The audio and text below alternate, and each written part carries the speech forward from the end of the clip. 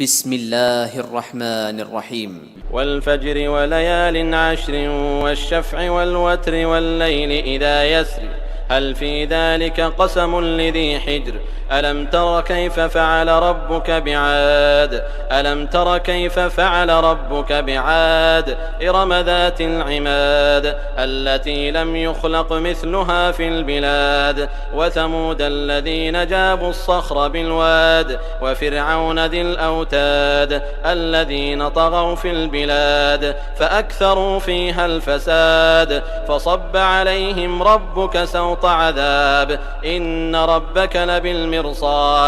فأما الإنسان إذا ما ابتلاه ربه فأكرمه ونعمه فيقول ربي أكرمن وأما إذا ما ابتلاه فقدر عليه رزقه فيقول ربي أهانن كلا بل لا تكرمون اليتيم ولا تحاضون على طعام المسكين وتأكلون التراث أكلا لما وتحبون المال حبا جما كلا إذا دكت الأرض دكا دكا وجاء ربك والملك صفا صفا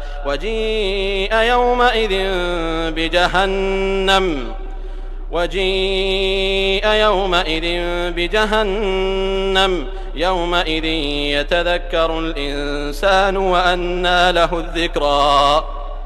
يقول يا ليتني قدمت لحياتي فيومئذ لا يعذب عذابه أحد ولا يوثق وثاقه